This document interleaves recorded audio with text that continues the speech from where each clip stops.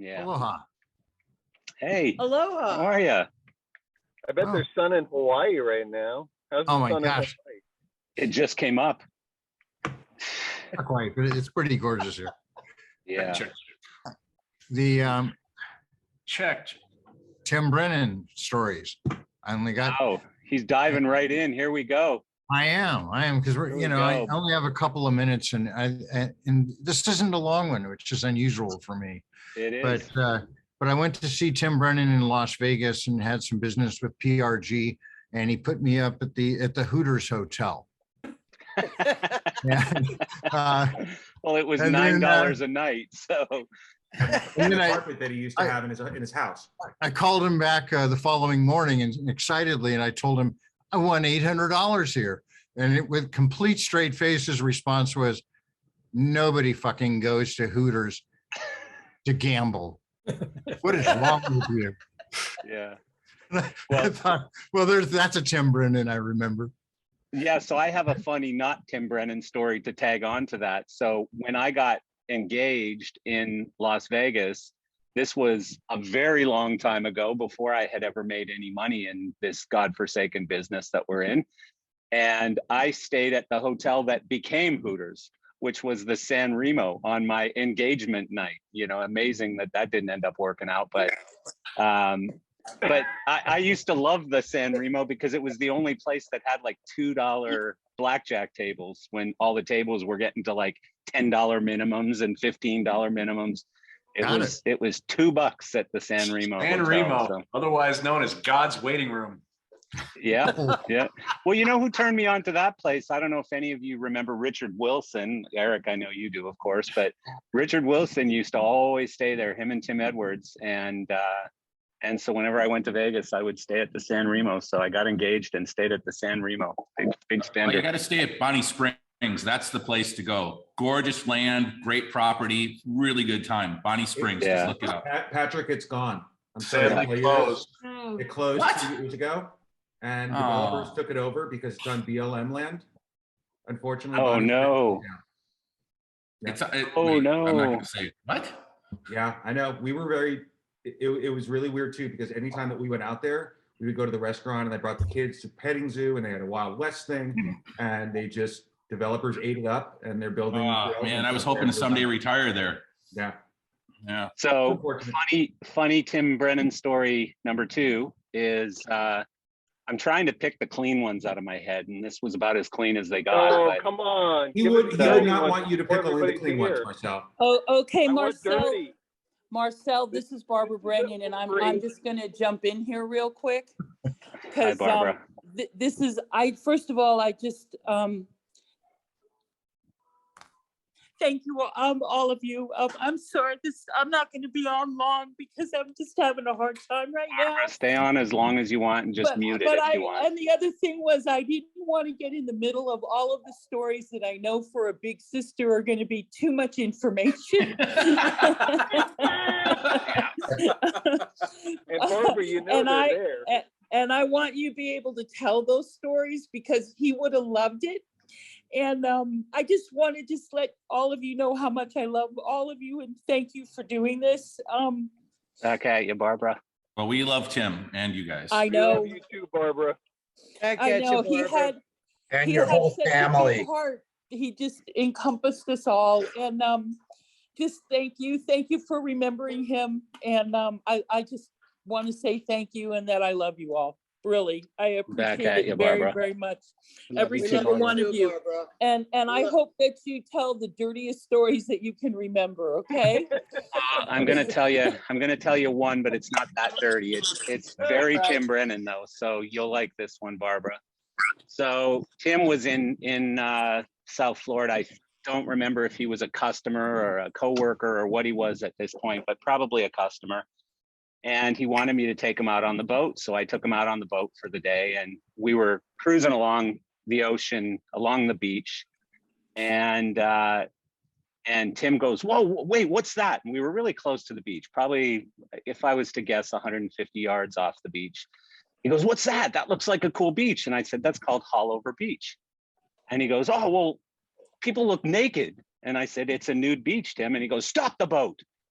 And so I stopped the boat, and Tim takes off all his clothes except his underwear and jumps into the water, and then throws me his underwear once he's in the ocean, right? And he proceeds to swim to the beach. Oh, my The- Lord. The part that I didn't tell Tim is that Hollover Beach is a gay nude beach. So Tim goes, proudly walking out of the water onto the beach and realizes it's all a bunch of naked dudes that are laying there looking at him, thinking, oh, new meat here, come on in, come join us, Tim. And so Tim turns around and runs back and swam back to the boat as fast as he could. And Oh, they so glad probably that thought Marcel's- like friggin' Neptune had walked out of the water. oh my God, it was, I think I almost, I was laughing so hard I could hardly drive the boat anymore, but it was classic Tim. I mean, I couldn't stop him. He wanted to swim to the freaking shore. You were not Go for stopping it, him. Tim. I'm not coming with you. Come on, let's go party. No, I'm good. I got to keep the boat, floating. I'm so glad you prefaced it by saying this was not going to be the dirty story. So the Yeah, rest of them should be really good. yeah. Well, I'm gonna stop there for I now have and a- give I ha- somebody I else have a a- turn. I have a story that also involves no underwear. So this could be the theme. So we had just hired, I think we had just hired Tim, and I don't know if you guys remember, me and we rented that house in Las Olas, and we had a bunch of people over for barbecue, and Tim was in town, and we all sat outside, and we had one of those chairs, like those, I forget what they're called, where you kind of lean back and you're kind of elevated when you sit in the chair. Like, yeah, but like the outdoor one. It's not a plantation chair. I don't know what they're called. Gravity chair. So anyways, he sits down in the Adirondack chair here. and, Oh, and they love uh, Erica. They like the rattan chairs with the big back on them and everything. yeah. Yeah. So Tim sits down in the chair, and we're all kind of sitting in a big circle, and my wife's sitting right across from Tim.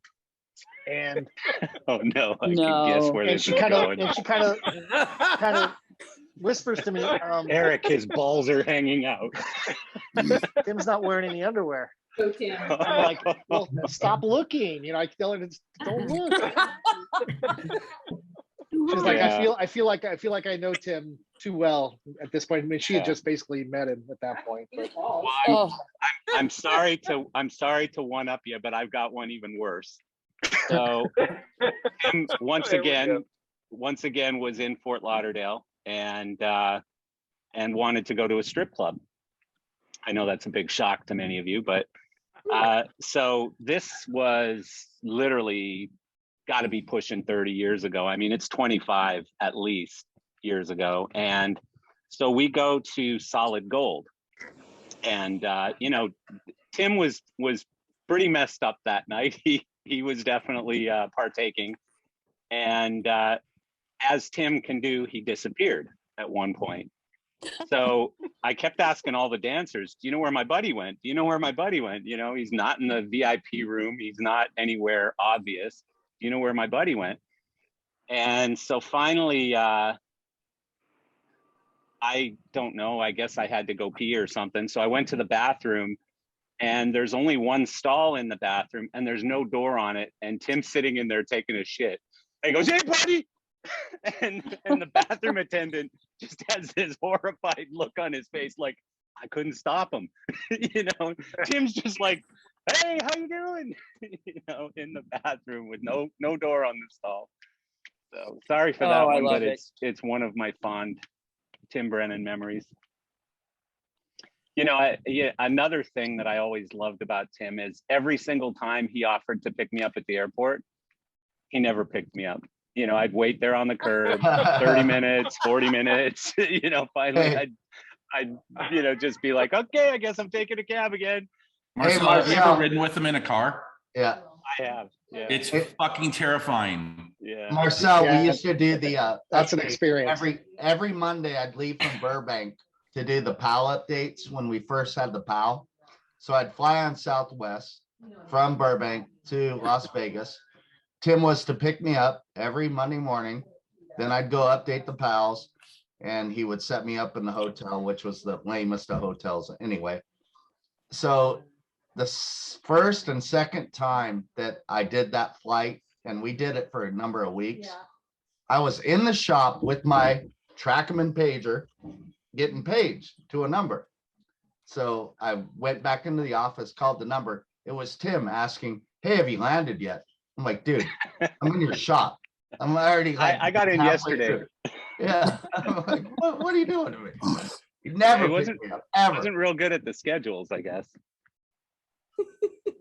He was just easily distracted by a shiny thing. So he had every intention of being there. Yeah. It was I so think funny. you're right. It was so funny though. I mean, God, I'm like, dude, I'm in your shop. Where are you at? Yeah. Well, I was I'm having just, a drink with him. Oh, sorry. I Good, just Barbara. want to say that I would just tonight, all of you, please raise a glass to him, and know now that he's just watching over us from a different place. And I think Yeah. that's a good thing. Well, Yeah. Cheers, Timmy. You know, and cheers. Bill's up there watching over me. And I feel it all the time already. So just Yeah. all of you, just please take good care of yourselves. Have a happy and safe new year, and know that I hold you all dear in my heart. Thank you so much. And you know, as I said, he's watching over us, and I think that'll be a good thing. All right. Thanks for coming, Barbara. Barbara. And happy Barbara. birthday Love to you all. Seamus in heaven too. All the best, Barbara. Barbara, are you guys doing Take anything? care. Barbara, Bye are you doing now. anything in Vegas? Is there a memorial of any sort? Because I know that I'd love to attend if possible. Paige is still getting that all worked out. I don't, it's not going to be before the new year, but we will put something out as soon as we know what's going on. Okay. And it'll be heavily shared. Please do. And All we'll right, show up in Vegas absolutely. tomorrow. I will make sure, because Marcia and I have been talking. I think she's going to help me be the voice a bit to get information out. Thank you, Marcia. You're And, most welcome. My love yes. to all of you. All right. Big hugs all around. Love you all. Take Huge care. hugs. Bye, Barbara. Hey, Timmy. Take care, Barbara. Aloha. Take care, Barbara. Oh boy. Well, I mean, all of this coming along with Seamus passing away, I think it was not almost 9 months ago. It's really difficult. been a- And their Families. mother passed away. And their mother passed away recently Yeah, too. it's been This 3 has been a this year. very traumatic year for the Brennan family. Yeah. And I haven't. Terrible. Has anyone reached out to Heather at all? Seamus's wife. No, but Barbara I've was spoken with to her. Seamus's wife in the was with Heather in the country, and I was in touch with Barbara, and I know that they were together, and they're staying together today also. Does anyone More know? stories. Well, they're gonna see the name. Stories. Well, Bring 'em. I have one, which was Tim was the one that actually got me to work at PRG, whether that's a good thing or not. But my mom had just passed, and I was shopping around at some other production companies, and he caught wind of it and asked me if I would be interested in going to PRG. And I think I said something of the lines of I'd rather be dead. And he sat down and talked me through it and told me why it was a good thing. And it really did. It was in a kind of a low point with my mom passing that he got me back in. So I do owe him that. And he and I were actually working on some new projects, I don't know, 2 months ago, which is just, it's such a shock and a shame, and he'll be missed because I really do like the guy, and he was my Martin rep, and we had some good times and some pretty interesting times in Vegas. So We will all. I think we have to thank Eric Loader as well for some of that, is giving him the freedom to actually do that here in Vegas. Because when Martin opened the shop here in Vegas, we really didn't have any manufacturers based out of here. Yeah. That's how I can. Well, you know, one of the funny things, like many of you, I guess, I have the pleasure of having known Tim for 3 decades and being very close to him for most of those 3 decades. But one of the funny things, the stories, I'm going to go into a couple things here, but the stories since yesterday morning that I've been reading online, almost everyone had a tumultuous roller coaster relationship with Tim Brennan. This was just how it was with this guy, right? And so I would almost every phone call with him would start with "I love you" and end with "go fuck yourself." You know, I mean, it was really that black and white with Timmy. And you know, it's the way that it went. I mean, for whatever reason, it's the way that it went. But one of the things that I love about the guy is that, you know, he's always been super passionate as a sales guy, one of the best. And so many lessons could come from him just on how to close a deal and how never to give up. And, you know, like through COVID, I've talked to him so many times, and he'd say to me, you know, I'm doing my best to keep this company alive. I mean, he's talking about $1 billion company, and he's doing his best to keep that company alive. He's looking under every rock. He said, I don't care if it's a $200 sale, I'm going for it. And, you know, because that's money for my company, that's income, that's revenue to pay someone a salary or to pay a light bill or whatever. And that meant so much to him. But he evolved so much as a professional, as a sales guy. I mean, he was still a pain in the ass right up until last week, but he evolved so much in one particular way, having worked under me, worked under Eric Loader, worked under, you know, Mark Rowlands at T2K, had nightmares when Tim worked for him. I was on the other end of. Don't forget about Frank. I mean, Frank had to deal with most of it because he was on the West Coast, running the LA office. But I used to have to pull Frank and Tim apart all the time. Oh, I remember it. I remember it. Yeah. But the thing is, one of the things, and I think Mark Rowlands needs to probably take a lot of credit for this, along the way, he eventually learned how to make a profit, you know, because early on at T2K, at Cinema Services, at all of his companies, he sold everything too cheap because he didn't put any value in how strong a salesperson he was.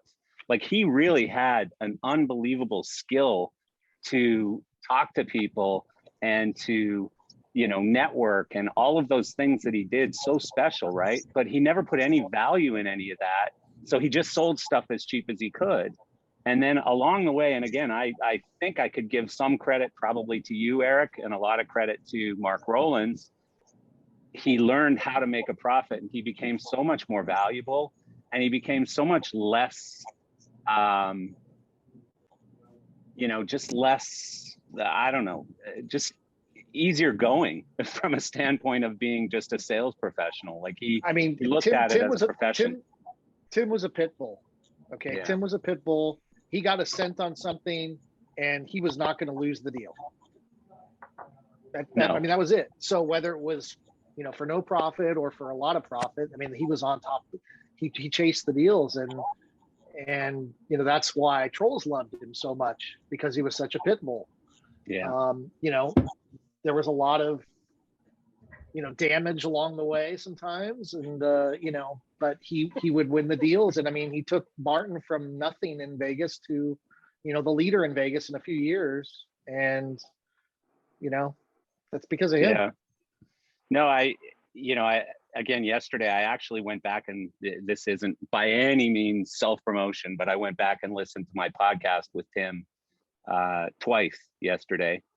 And I forgot how important he was to the beginning of my career and to my being able to sell a single light in Vegas, let alone a bunch of lights in Vegas. I wouldn't have done it without Tim. Like, basically, I was tasked with this enormous job of going and trying to figure out how to break into the Vegas market that was so heavily owned by High End and Verilight at the time. And I just kind of looked at the map and went, this is the guy you need to know. And I went and made friends with Tim Brennan 30 years ago, you know, and that was that. I mean, the guy walked me into opportunities, and Eric Kennedy said it best yesterday. I read, you know, a really great post by Eric yesterday where he said the guy, you know, took me into opportunities I didn't deserve and got me doing jobs I didn't deserve to do. And, you know, he created my career really and gave me opportunities. And he did that to me in Vegas. So, and so many people. Eric, he brought you to Denmark, right? That one year. Yeah. Yeah, we went. Yeah. You know, Denmark trips. Yeah, the infamous Denmark trips. Yeah, I mean, sadly, there was another gentleman who passed away recently, who I had taken to Denmark, Scott Bergstrom, out of Reno, Star Sound Audio. I took him on one of those Denmark. Yeah, Frank, I you were remember there. that trip. That was the your ass Jimmy- looks good in those boots trip. Frank, Jimmy remember Ray, that? Jimmy Ray was on that trip. Frank's not listening. Frank. Frank's trying Hello. to figure out how to use his phone. Yes. No, I'm Remember, I'm listening. remember your ass looks good in those boots trip? Yeah. Scott Bergstrom was with us. Not only I remember the name of the Can you club. send me Carl's email address? Dakota Club. You remember what? Somebody's got a conversation going in the background here. David Barber. mute your thing. You gotta mute David. Oh. David, mute. No, he's back now. The name Marcel. What? The name of the club was Dakota. Oh, really? The one where the ABBA tribute band was playing? I remember it so well. We were walking by and it was like Dancing Queen or something. And we were all like dancing on the street and we went in the club. Yeah, and we ended up programming for him too. Yeah. And some Danish guy comes up to my wife and says, "Your ass looks good in those boots." Yes. That was the Dakota. Yeah. You know, you talking about him not picking you up at the airport. On those many trips that I make from Burbank to Las Vegas, Southwest Airlines 9 o'clock, Tim goes and picks me up. And he made it on time. He goes and picked me up. And we're going, and I think it was Paradise. The Paradise, one of the main streets. Yeah. And this poor guy, he switched lane in front of us without putting his blinkers on it. Oh no. I can only imagine. Tim, being the mellow guy that he was, he just go and start F-bombs. He goes in the center divider. I don't know if you guys remember, Tim used to have a white truck. I think it was a Chevy truck. Yeah, I remember that truck. Yeah. So Tim goes in the center divider, 2 wheels in the dividers, 2 wheels on the road. And we go boom, boom, boom, boom, boom, boom, boom, boom. He goes and cuts in front of the poor guy, block him. He's, just totally block him. Gets out of the car. He goes, "Come on, you motherfucker." I mean, he just went crazy with the guy. Yeah. That was Timmy. I think I had that exact same situation, Frank. I was almost in the same car with you. The same thing happened to me with him in Vegas. Yeah. I go back and say, "Tim, how do we know the guy doesn't have a gun? Come on, dude. That's not nice." "I don't give a fuck." Yeah. He needs to put his blinkers on it. That's all it took. Blinkers on it. So Yeah. Yeah, he did it with me as well. And I kept saying, "Dude, he has a California plate. Give him a break. Yeah. Give him a break." yeah. He's obviously lost. Yeah. So Eric, you gotta have some stories. Trip did, but I met Tim back in the 90s in Vegas on my first jobs there.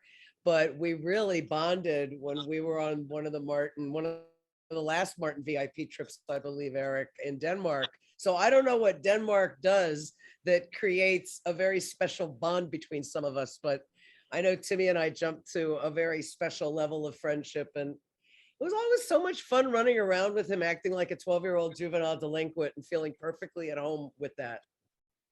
Yep. yeah. No, the Denmark trip, that was something special. So, Yep. That was a brilliant. Eric, I thought, think though, I you still guys. have my empty bottle of Ratsaputsin somewhere. I saved it after the bartender gave it to me because I polished it off and walked home. What was that other shit that they drank in Denmark? The stuff that tasted like scope. Aquavit. Aquavit. Yeah. Oh my God, that stuff is terrible. Yeah. Knocked me out. It's good for degreasing bolts and getting really fucked up. Yeah. I remember, I think it was one of the early trips we took to Denmark that my now ex-wife, Barb, we were at the Aarhus festival, and she goes up to the guy serving beers, and he goes, you know, something in Danish, however many kronen it was for the beer that she ordered, or the 2 beers that we got or whatever. And, you know, it's all that money with holes in it and stuff. And she has no clue what he's saying. So she just holds out her hand with this stack of money in it. And he grabs a bunch and she goes, "Wait, are you fucking me?" And he goes, "Yes." Nice. And she's like, "Oh." It's humorous. Eric, you've got to have some great stories, Kennedy. I don't mean to put you on the spot. I remember but... one time, the best was usually when we were at LDI and we wanted to go to his place to smoke a joint and get out of there. Mm-hmm. And he would drive that fucking Hummer of his through the streets at 95 miles an hour. And one time he actually got into a fight with a pedestrian. And the quote was, "Get a fucking car, you loser." And we rolled up the tree and we were on our way. Oh my God, that's awesome. Many times he would end up like, and sometimes he'd have to go deliver a bulb to someone deep in some casino somewhere, and he'd be just driving like a maniac, and then suddenly you're under the casino, going through the parking lot, past all the old slot machines and roulette wheels that are set out to pasture, and there's some magical door that he would go in, and you'd pop up one flight of stairs, and you're on the stage. Yeah, and, I always loved that. You know. Yeah. Yep. Yeah. I mean, go on. Do you guys ever go to, when Tim was young and single, he used to have a 2-bedroom townhouse. I've been there. I remember that house. With the strip club carpet. Remember the Rottweiler that he had there? Yep. In the entrance? Yeah. I remember that house. I do. The idea was the Rottweiler just to keep people, you know, the non-neighbors away from his place. Yeah. Because at night, it looks like a fucking scary Rottweiler.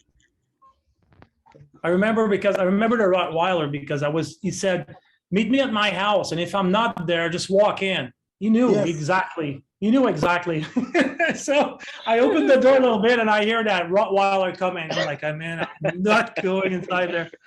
That's awesome. No, yeah. No, first time I met Tim, I was with Craig Burrows in Vegas back in '95, I think '96. And yeah, I have some stories, but it'll make me look bad, man. I don't want to tell him these stories. It's gonna make me look bad. But yeah, Tim, we had fun, and Tim was a great guy. Great guy. Absolutely. Yeah. So I took Tim on a trip to Prague to see Michael Jackson, and it was I remember that trip. Yeah. the opening show of the tour, the big world tour that he did right before he got caught with the boy problems. Michael Jackson, not Tim, and so we went backstage, and Tim was so blown away. You know, Tim met Elvis, he met everybody, but now he's standing there shaking Michael Jackson's hand. And Michael was so, he just was so blown away that we came all the way from the United States just to come and see him. And he was so grateful and like, "Thank you guys so much. I appreciate you being here," and all this stuff, right? And Michael Jackson, though, had one of those, you know, when somebody shakes your hand and they've got no grip at all. He had one of those handshakes. It was just kind of weird, but anyways, so then, so this was, the concert was in a field in Prague with like a fence around this field, and there was 125,000 people there, and front of house was probably 250 yards away from where we were standing, right backstage, and the show was about to start. So we wanted to get out to front of house to watch it, and we started walking, and then it started becoming really dangerous, like, because people had been waiting 2 and 3 days to get this spot near the stage to see this show, right? 125,000 people from all over Europe.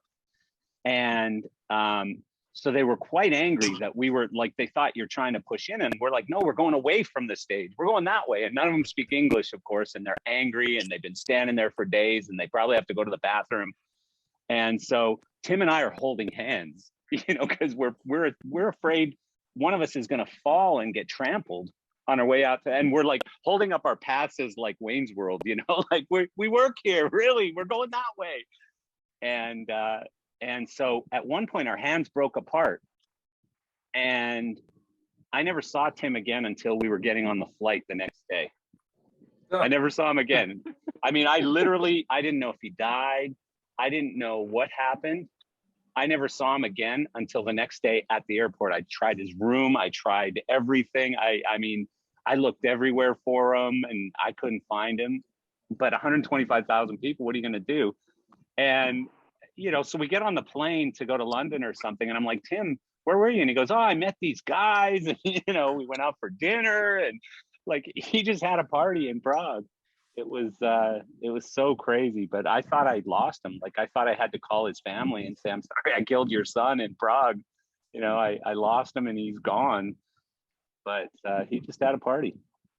Had a good old time. He always knew where to find the action, didn't he? I will say the best memory I have of Tim, and the happiest I've ever seen him, was on his wedding day. You know, when he got married, and yeah. Yeah, well, very happy. He's got 2 beautiful kids. Yeah, very special family. Very, very that's special. the saddest part right there. Yeah, well, unfortunately for me, I was you remember the roller coaster relationship I had with Tim. I was on the down low of that relationship for his wedding, so I got uninvited. And then Tim called me a couple weeks later and, you know, told me he loved me and he apologized. And so, yeah, regrettably, I was not at his wedding. It was a million degrees that day. That's what I also remember. Yeah. It was Vegas hot. But that marriage changed something that we all knew coming up. The crazy Tim that jumped up on the highway and did all that. That slowed down after he got married. You know, when he settled into PRG, that's not the person that I knew on Friday afternoons at 1 p.m. doing a safety briefing at the Martin shop in Vegas. You know? Yeah. It was a good thing for him. I mean, the guy was passionate about everything. You know, he did everything to its fullest, whether it was weed or drinking or his job or, you know, loading a truck. He did it, you know, to the best of his ability. Which set a great example for anyone who knew him or worked with him. I don't even say for him, with him, because Tim made you feel like you were an equal part, even if he was your boss. Yeah. You know, it was a team effort. I remember building the booths for PRG distribution, and, you know, it was a team effort. I didn't feel like I worked for anyone. I felt like I worked with our team. Well, you know, I'll tell you how much that guy meant to my career was, I saw a funny post earlier this week. Somebody posted a picture on whatever that used gear spam website is on Facebook that keeps sending me, they tag themselves on every one of my Facebook messages. But somebody sent one about Mac 1200s and said, what the hell is this thing? What do I do with it? And then, of course, there was a lot of messages that followed, mostly from techs who had to work on them. But, you know, I did a demo in Las Vegas with Mike Ledesma, designed it for us. And I think it was at the Aladdin. And Tim was there. And Tim set up, this was early in the PRG days, and Tim set up a meeting with me and him and Jerry, and he basically sat there and convinced Jerry that PRG, if they didn't buy 100 of these things, they were completely missing the boat. And you know, he really needed to cut a deal with me for 100 fixtures, which he did. And I mean, it was probably, I think I sold 103, you know, 100 to PRG and 3 other poor unsuspecting souls. But you know, Tim single-handedly made that happen and did that multiple times throughout my career, you know, where he he just walked me into an opportunity like Eric, like you said, you know, an opportunity I didn't belong in or had no right to be in, but Tim decided I should be in it. So I was in it. Yeah, that was the Aladdin, and the guys were painted in silver. And Yeah. it was the new Mac, remember? It was Mac 1200, yeah. Yeah, it was the original one. Yeah. Yeah. Actually, I think it's interesting, you know, looking, I see Feta that you're here. Now, I met Tim when I got out of grad school and came out here in 2001. And luckily I was around people like Mark and Jason Mack and a couple of the others that then put me in contact with Tim. And at that time he was the Martin dealer in town. High End and Verilight were doing their thing. So Martin had moved in and swooped in. And I'd never forget getting a phone call from Tim one day saying, get your ass to DAV Productions, this tiny little production house. And he's like, there's a guy there named Brad White. He's doing Avo Light streaming. You need to be in that class. And I had never touched an Avo at that point because I was in grad school and we didn't know what moving light consoles were. So I run down to DAV Productions. I meet Brad for the first time. And of course, that's a completely different relationship that I still maintain to this day. And all of a sudden, I'm in the middle of this tiny production house and I have a graduate degree in lighting design. And they're like, we want you.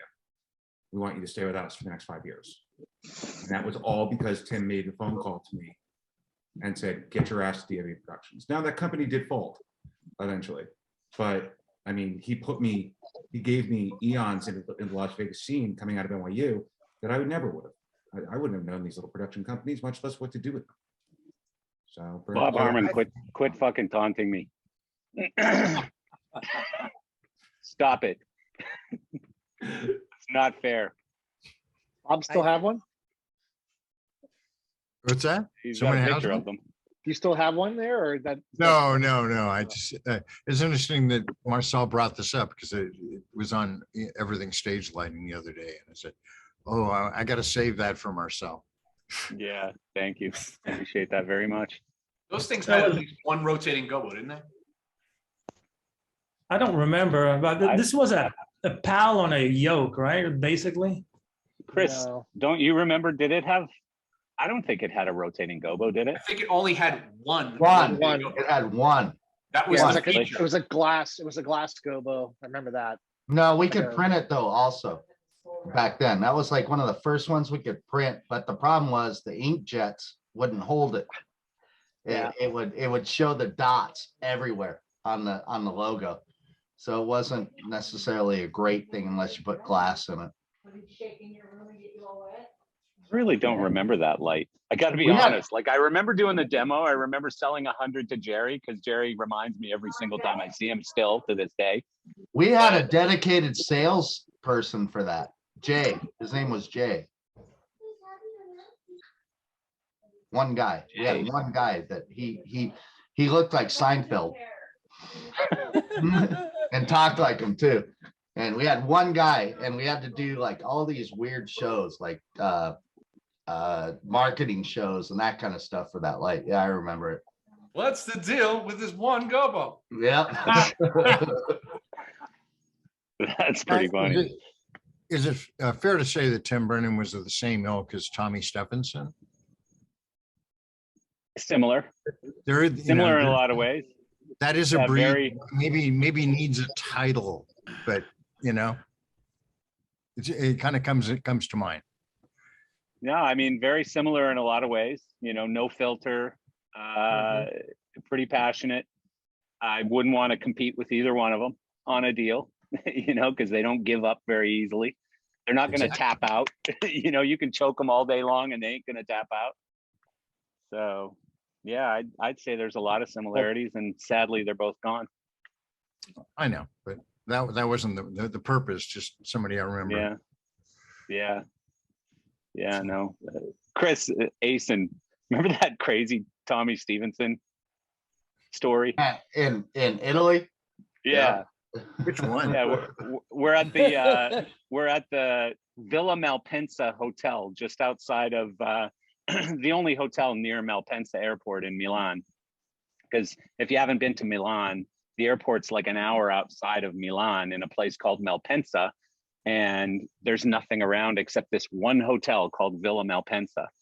And it's not a very nice hotel, but it's close to the airport. You don't have to take an hour train ride or whatever in the morning.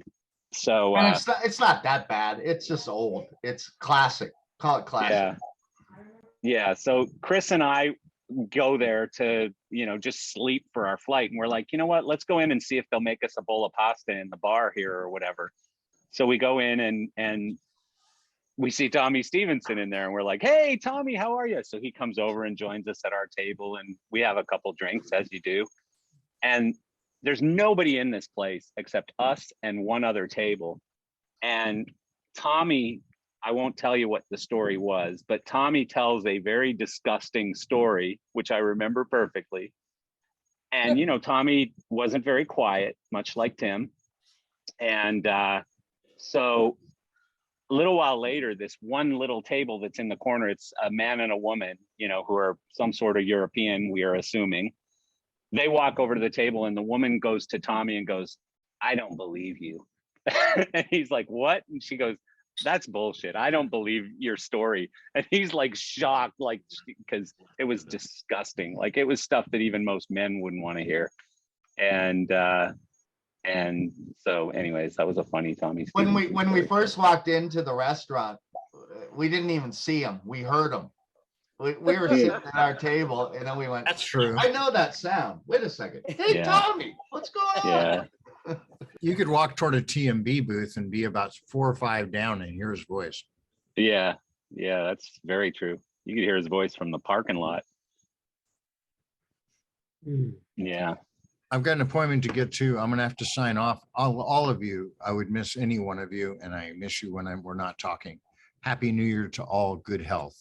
And you as well, Bob. Aloha, Bobby. Happy New Year. I don't know if Aloha, you can Bob. Sirius XM Aloha. there, Happy but New I've Year, got a Bob. special See you, New Bob. Year's Eve.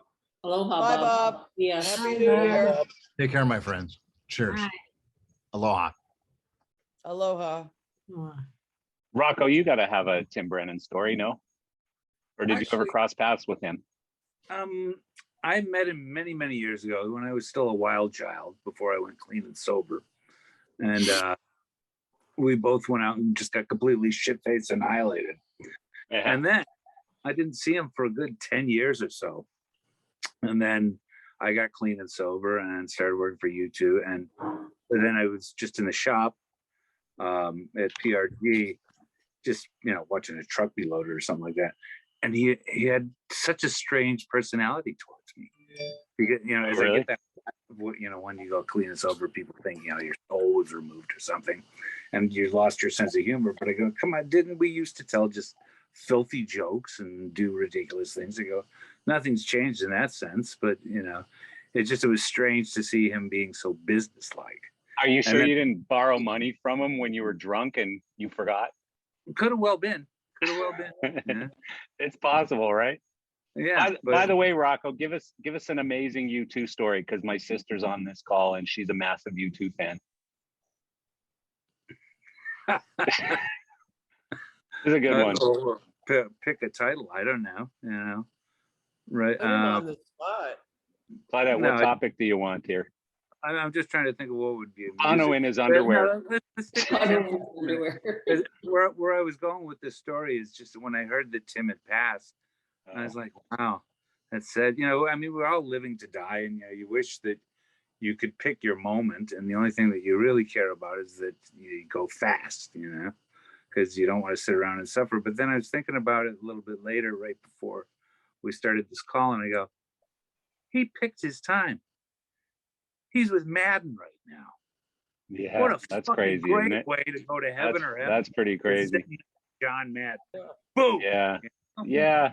But at the same time, you'd want Madden to go first and then you go after him, so he doesn't steal your thunder, right? Well, I remember when Farrah Fawcett died. I was in Toronto and Farrah Fawcett died, and I was like, wow. I was in an Uber and I go to the Uber driver, man, Farrah Fawcett died, and the guy goes, who? And I'm like, Farrah Fawcett, come on, Farrah Fawcett. So, I don't know, a few hours later, I'm in another Uber and I get a text that Michael Jackson just died.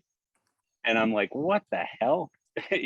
So poor Farrah, that was old news by this time. And now it's Michael Jackson, right? So, yeah. He totally upstaged her, that's for sure. Yeah. Yeah. No, it's I don't know, like unfortunately the past couple of years, I guess it's my age. As we all get older, we start to have a lot more friends who were going, "Oh my God, can you believe Bob died today?" or John or whoever. And but Timmy was one that hit me. Not every one of them hits me. I always go, "Oh, that's sad," but this one yesterday was a really bad day for me. For a lot of us. Well, I and thereby totally the chewed grace of out God my for all of pharmacist. us. Now, who knew that we would be in this business? They're doing it for as long as we all have, for many of us. And it comes down to what the fuck else can we do? Yeah. Yeah. Cosmo, could you manage a 7-Eleven? If you had to. I think he could now. He's had a real job this year, Cosmo. It'll be the best lit 7-Eleven on the face of the earth, though. It'll have like 18 Synchronite 7Ks on top of it. It would look good, that's for sure. I know. Yeah. The Murphy station would be fucking bomb, dude. And the uniforms. Uniforms. Yeah, everybody would be wearing Hawaiian shirts, that's for sure. No shit. Really? Yeah. That's awesome. I'll tell you, one of the things that aside from funny stories, and people have mentioned it a lot on this text, on this Zoom, that Timmy either helped begin their career or pushed them in the right direction and gave them a kick in the ass in an arena that didn't benefit him personally. And I can tell you early on well, it wasn't so early on in my career, we were already very good friends, and I was in Vegas working on the inn of Menopause the Musical. And this was not, Timmy had nothing to do with this show, but I found myself one day behind The Devil in the Deep Blue Sea, and I was just in deep shit because of a technical issue. And this had nothing to do with Tim or any of the companies he worked with, but he got in that big white truck and drove down and rescued me and brought me the stuff that I needed to make the show happen. And he saved my ass on that and other occasions, but he was the kind of guy who was a friend who helped you because he was a friend, a genuine, true friend, and he cared about the mission. It might not have been his mission, but it was your mission. And if you reached out for help, he was there for you. That's one of the things that I You know what it seemed to me like? It's a good observation, and I saw the same thing in a lot in my relationship with him, but also in a lot of the stories that I've seen in the past 24 hours on social media. Is if you trusted Tim, he trusted you and took you everywhere with him. Like he would take you to the moon. He would take you to wherever you needed to go. He would take you there. If you just trusted him and believed in him, he'd do anything for you.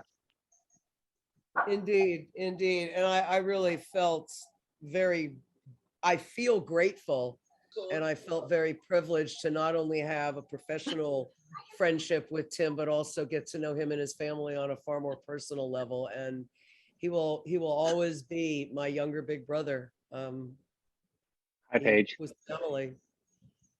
Hey, Paige, you made it. Oh, yay. We're here. Is it off? No, it's on. Okay, It's on. so we're here. We've been listening. Kennedy, Blakely. Hey, Kennedy. kids. Hey, Blakely. Hi, guys. We've been We listening. miss- We've been laughing, which is laughter feels really good right now. So thank you to all of you for that.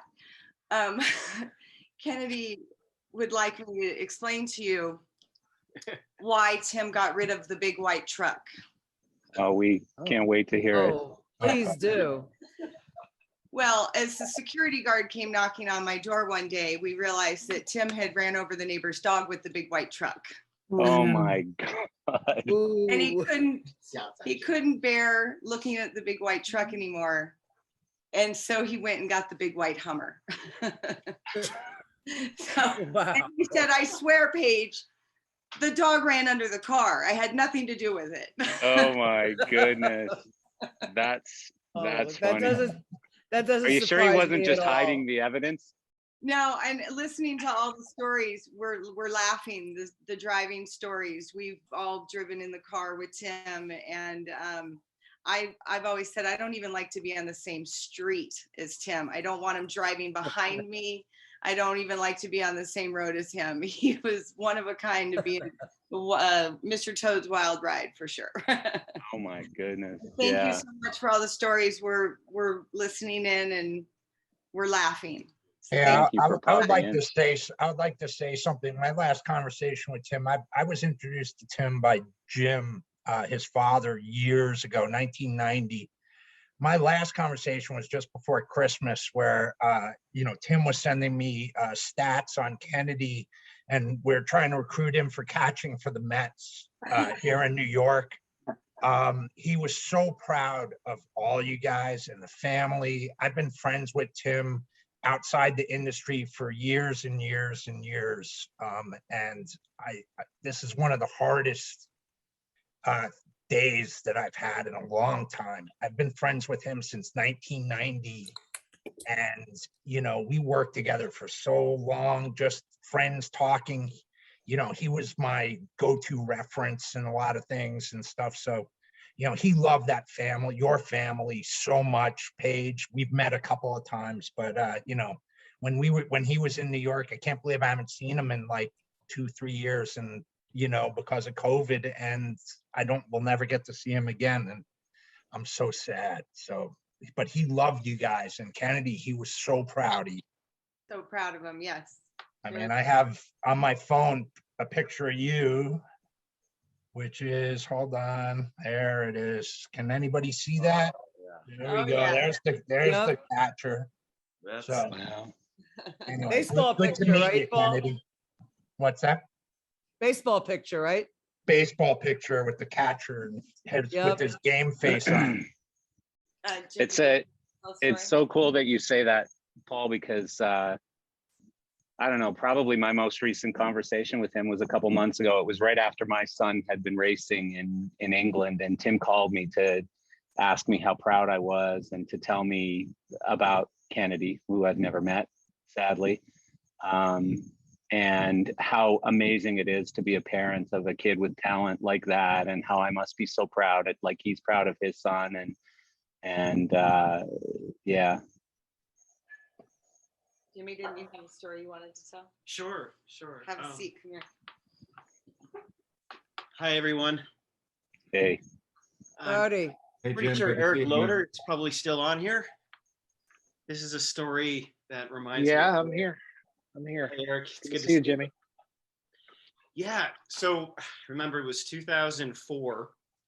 Actually, the Aerosmith Honkin' on Bobo tour. You guys had the Martin Max's console, and of course, the Mac 2000 was larger than life at the time, and really changed the game as far as we know it. And I remember you guys. You had Eric Kennedy out there for the start of it. And then it turned into a situation where either Scotty Dale, which was the Martin Tech here in Vegas, or myself needed to go out there and make sure that there was no hiccups as Michael Keller was sort of debuting the Maxis console on Aerosmith. I remember that was a pretty big deal for Michael, and as far as Martin is concerned. So you guys trusted me, and Tim kind of threw me at the big show. I'd never even slept on a tour bus before. And so that was a pretty big, bold move. And I remember flying out to this South Texas town and being brought to this casita on the border of Mexico. And, you know, and Tim warned me, he said that it was going to be the big show and be prepared. You know, you're going to meet a lot of, you know, interesting people. And right away, Michael Keller's introducing me to Steven Tyler. And I remember him standing there in just a Speedo and nothing else. And the whole band is hanging out by the pool. And Steven Tyler's got some girl on his shoulder. And I remember being introduced to Steven Tyler as the kid who's here to save the show.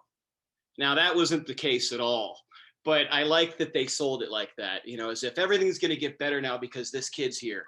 Now, all I really did was just monitor, you know, the console, what it did, what it didn't do well, and took notes so that I could send them off to Matthias in Germany, and he could produce, you know, updates, and we can load a new show file for the very next day on our day off, and then have it ready for our next show the day after. And everything was going so great. And I remember thinking to myself, gosh, like, what a huge opportunity. And Tim and I being good friends, we really never dove into anything together until that moment. And I remember just how much that really changed things for me. And I'm so grateful. Everyone there, they really just thought of me as the Martin guy. So instead of calling me Jimmy, they gave me a name tag and called me Martin.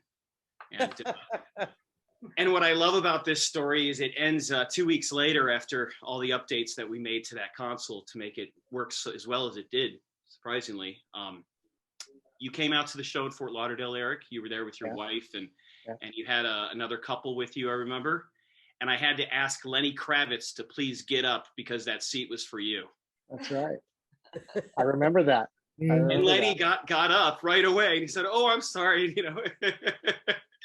But I remember how happy I was to do that because you and Tim had trusted me to be out there in the first place. My wife was so happy. She was a huge Lenny Kravitz fan. So she was like, "Oh, wow. No, let him sit there. Sit on my lap." It's really good to see all you guys. And we've pretty much been here since the beginning here in Stories. And we were just sort of hiding for a while. And I guess, Jeff Ravitz, you're there as well, aren't you? Yeah. Yeah, good to see you. You too. You I too. haven't seen you since the River Tour, 2017. Yeah, that's right. That's right. It's good to see you, man. You too. Yeah.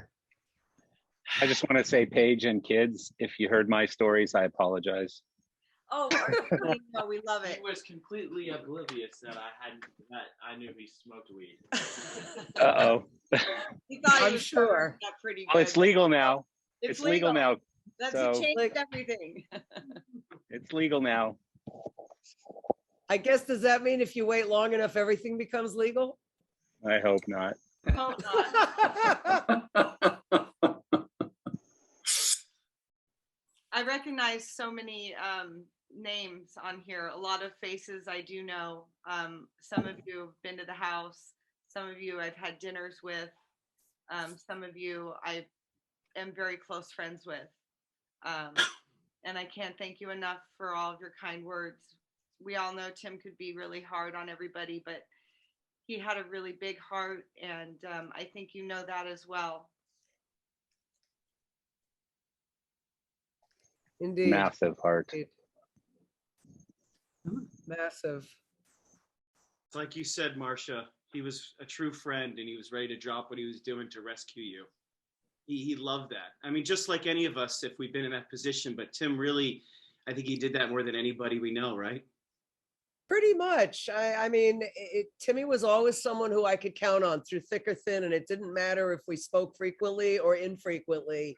We always spoke at the right time, and it was always quality. Always. Even when we were just having fun, goofing off, staying up all night, swimming in the hot tub, getting caught doing juvenile things. It didn't matter. It was always quality. And that I take away with me. I feel blessed to have been a part of his life and to have had him as a part of mine. And you guys too, you guys are like family. You were the last one here in the house, Marcia. Wow. For me, one of the things I admire about Tim is with him, you were either in or out. There was no in the middle. Okay. And I know sometimes I was out, but I gotta tell you, of all the friends I have in my life, no one other guy had kissed me more than Tim. That's true. He was affectionate. He will see, and that's how he will come over and kiss me. But like I said, like a phone call could start with "I love you" and end with "Go fuck yourself." And I mean, that was just my relationship with this man. I love the guy. I had a few of those phone calls myself with him. It's amazing. It's like, it's the most unbelievable, loving, tumultuous relationship I've had in my entire life with anyone, but this is passion. I mean, the guy loved with passion. He hated with passion. He, picked on pedestrians with passion. He helped people with passion, and everything. He was definitely passionate, like a comet. It burned very, very, very brightly and fast. And that was Timmy. We had a Yeah. car accident in San Francisco due to him yelling at a pedestrian. Sorry to Classic. laugh, but Jesus.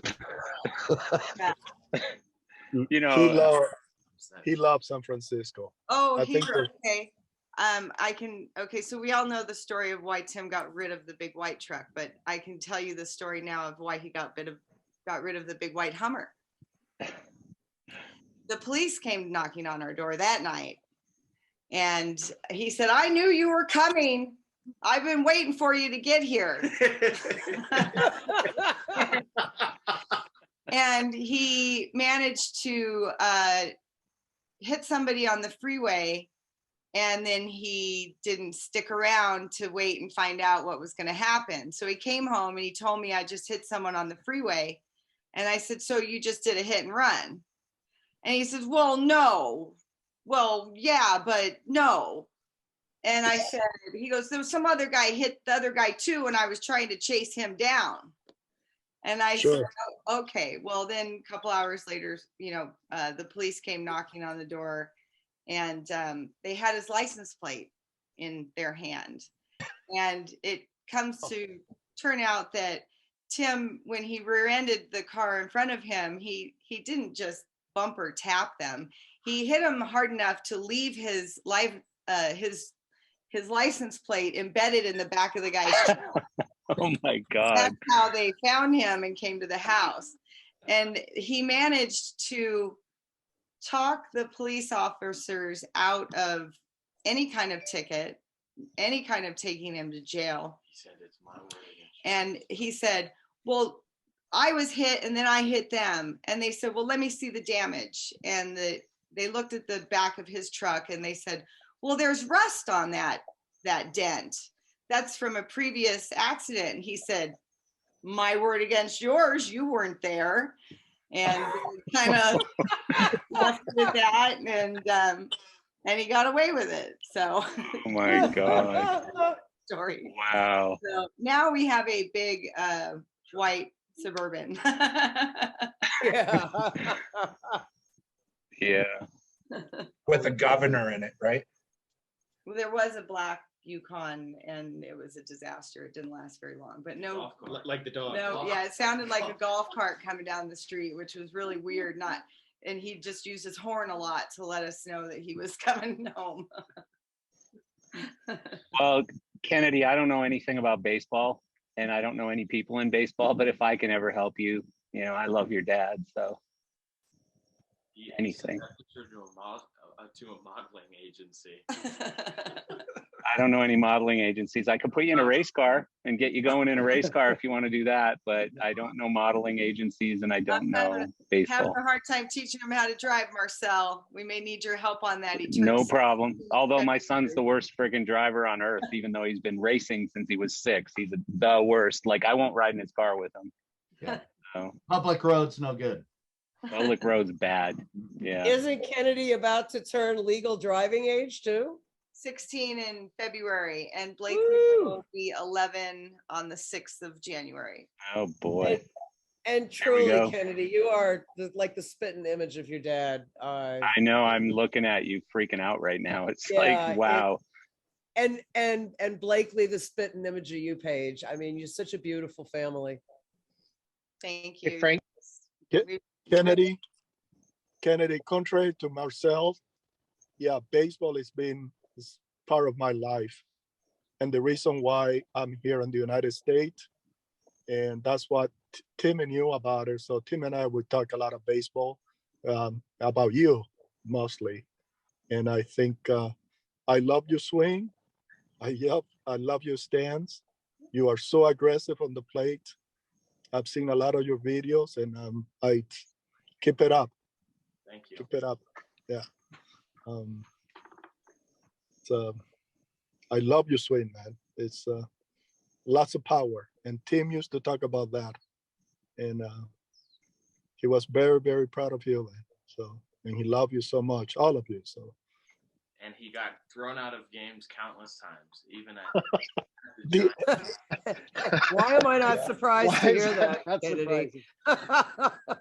You guys just did a Cooperstown trip for pre-pandemic, right?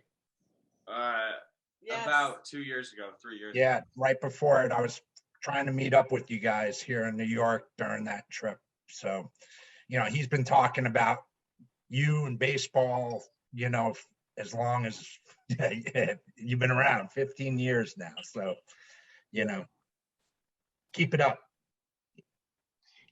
Mark Rowlands sent me this picture of Tim from Mark Rowland's 40th birthday party, which is, I guess, 25 years ago. And I'll just try and share it with you guys right here. Oh, that's a good one. Oh my gosh, he was so young. When is that from?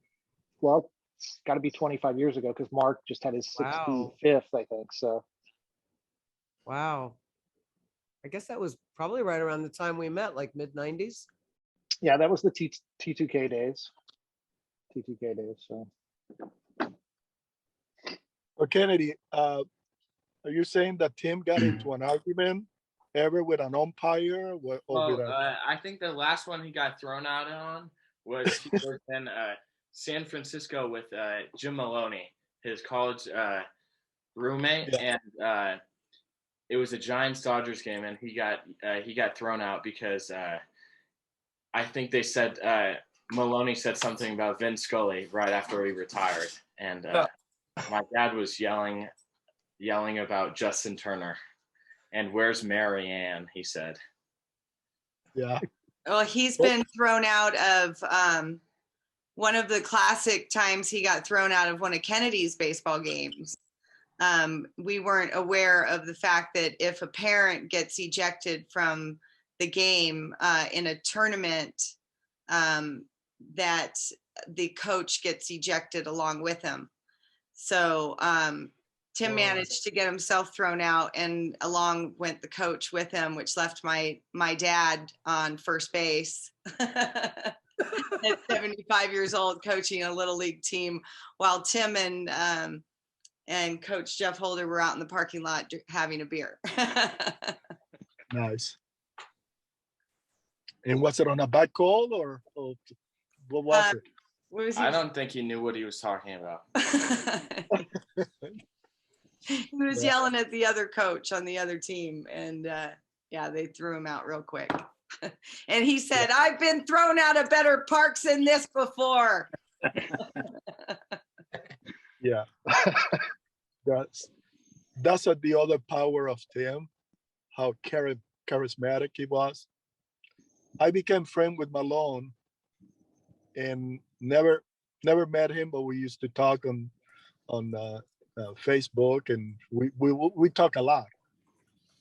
And one time Malone told me, say, anybody that is a friend of Tim is a friend of mine. He's a brother of mine. So we became close, and I knew Jim very well. I know they both played basketball, and I can only imagine Tim playing basketball. Hey, Kennedy, where's that? Pull that picture up on your phone of that you were just showing someone the other day. The one of Dad's basketball at Gorman in high school. You can put that on here. I've had a lot of coaches. I had a coach that would call me, and he was about 3 fields over, and he said, I hear Tim. He's here. Yeah. Everybody always knew when he was at the baseball park. You got that picture for me? Kennedy's pulling up a good picture for you guys. Please keep the stories rolling. We're loving it. Yeah. Oh, wow. Oh, my gosh. Oh, my Lord in heaven. I'd almost think that was Kennedy. That was high school. Yeah. It put Kennedy in a basketball suit with a basketball. It looks like right. Or he looks like Tim, whichever way. Unbelievable. Wow. Yeah. Unbelievable. Hey, Jimmy Duke. Hey. Who's that? That's long time. It's Marsha. Long time. Good to see you. Ditto. I think Timmy introduced us. I haven't gone to LBI in years, so I think Timmy introduced you and me many moon ago in Vegas. Absolutely. Yep. I remember you had that friend here living in Vegas you were worried about. And you're like, I think you can help me out because I'm really worried about my friend. Remember her? Did she? Yes. Out eventually, right? Wow. Yeah. She ended up coming back to Florida, but yeah, I remember that. I'd forgotten all about that, Jimmy. Good memory. Yeah. Saving a damsel in distress. I've done that a few times. But yeah, everyone's doing really good here. You know, Well, before the crowd totally leaves, I got to say this for our Timmy, which was his classic. Up the Rebel, guys. Here's to Tim, a great friend, a brother, and someone who made us all smile at one time or another. God rest his soul. Cheers. I can't even believe you're saying that. I don't either. It's been a tough one, Marcel. It's been really, really tough. Thank you. It's been a tough year for a lot of people. We unfortunately lost a few others this year. And we're really You had hoping- someone, I didn't know the person that you had earlier in the week, Patrick, that you put on a post. Yeah. You had put you standing with someone and I didn't know the other person. Yeah, that was Commander Dick Marsenko. He was the founder of SEAL Team 6 when it's done today. Okay, right. But we had Harley Chesel pass away this year. Harley Chesel was a weird one for sure. I mean, everybody has had some significant losses this year, and it's a tough one. But this is when we all got to come together and look at the good things, the good memories we had of everybody. Indeed. Yeah. And a time to reach out. I don't know about anybody else, but I've spent a lot of the last couple of days since yesterday just randomly reaching out to certain people who maybe I don't frequently talk to, but I think about a lot, just to hear their voice. There's something reassuring in that after you receive something as shocking as this, where you feel like you've lost a part of you, a part of your family. And it kind of reminds us of how fragile everything is. So kindness, and don't forget, reach out to tell someone you love them, even if they're not expecting it. I don't know if Paige is still there, but I spoke with Bob Gordon earlier today, and you know, Bob, like me, loved Tim and had so many stories that he was unwilling to share because they were a little off color for the most part. But you know, and Fred Lindauer reached out to me today. You know, oh wow, Dave Barber, you'll know him, but a lot of other people don't. You know, I mean, Fred, I think he probably retired 15, 16 years ago. You know, not quite that long ago, but he's been retired like 10 for about maybe. 4 or 5 years. Yeah, 5, a while. 6 years, but a while. You know, Marcel, listening to that podcast today was really one of the hardest things, but one of the most awesome things. Hearing Tim in his prime talking and talking and talking, it was awesome. It was classic Tim. It should be like a sales seminar. I agree with you, Paul. Tupac and Michael, we have to bring him back in hologram or something and have him do that. I agree with you. You know what? Right after he did that, I sent that out to people in the industry and I said, you want sales tips? Listen to this. You know, I sent it to my own sales team and said, guys, listen to this guy. Listen. I mean, when he said, you know, people leave sales and go into management because they're running away from the number, to me, that's prophetic. Like that is someone who is being real. And the guy lived to hit the number and to chase the number. Like this is what he loved to do. He loved to chase the number. And so many people, you know, they either burn out or they're afraid of that or whatever it is. Not Tim. No way. I mean, Tim would have gone till he was 80 being a sales guy. I really like that you reposted that yesterday too, Marcel. It gave me a chance to re-listen to it, and you're right. Tim was wise beyond his years, and just some of the stories about the way he grew up in Vegas were mind-boggling. Yeah. Yeah. I mean, I went to the Carpet Guy's house and the Carpet King's house in Colorado with him and stayed there for a couple of weeks, about 3 or 4 days. I was blown away by that guy. So it was me, Tim, that guy, and then some dude who was like a friend of Don King's. He was like a boxing promoter or something who had all like a black guy with all gold jewelry, gold necklaces and stuff. I don't remember who he was, but the guy who blew me away was the carpet guy, you know, because he knew everyone, knew everything, every production, every construction project that was happening in the next year, you know, everyone who was thinking about maybe remodeling, like he knew everything. This guy. He cooked me dinner once, which is wow, like, wow, whoa, you know? wow. But, like, that's how impressive. smart. But that's how smart Tim was. Like people don't think like that. Like, you know, I thought that was so ingenious that the guy was buddies with the guy who knew every carpet installation that was going to happen in Las Vegas in the next 18 months or whatever, right? You know, that's advance notice. That's like, you know, really having your ear to the ground on what's going on. And that's Tim, you know. How do you think he got that carpet in the condo? That is That's exactly why he got that carpet, if I remember correctly. Yeah. It was like overflow from one of the strip clubs that had just been I'm built. sure. I'm Yep. sure. Yep. I'm sure of it. Well, I have a point. Kennedy, Don't you think that part of the I've never met you, Kennedy, but you, your dad was an amazing man, and you're going to be an amazing man. I'm sure of it. And if I or anyone in the industry can ever help you, yell at us. And your grandfather was an amazing man because he introduced me to your dad when he just graduated college. Wow. Yep. And don't forget your aunt, because she's pretty cool too. Which one? Barbara. Oh yeah. Barbara. Barbara's awesome. Hey guys, before we go, I'm going to shamelessly self-promote, but if anyone wants a trip down Disco Lane on New Year's Eve, starting at 10 o'clock Eastern time, that would be 7 o'clock Pacific time. I have a special airing on Sirius XM, Studio 54 Radio, Channel 54. 6 hours of amazing music with a little intro from me. Did you read that from a script? It sounds like it. No, off the top of my head. Hey, I'm getting good at this announcing stuff, Patrick. I've been editing and doing. Oh my these God. I was intros. like, that's amazing. It's like your new monologue.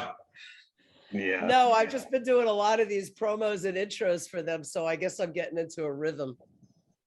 Thank you. I'll Well, take that as a compliment, Patrick. Thanks to all of you. Thanks to all of you for showing up, and Kennedy, all the best to you, your mom, your sister. Thanks for We all hosting. feel for you. We all feel for Brennan's, you. I'll talk to you tomorrow. Have a good night. Marcel, thank you so much for doing this happy hour. I know And I love Timmy. it started as a New Year's celebration, and it's a much finer celebration as we celebrate Timmy's life. So many of us loved him, and he touched so many of us. Thank God Cheers, for all. doing this, Marcel. Thank you. We love you. And Happy up New the Year. rebel, Timmy. Happy, healthy New Year, everybody. Be well, Kennedy. Happy New Year. Here's to a better 22. Kennedy, be well. Indeed. Cheers, all. Happy, healthy New Year, everybody.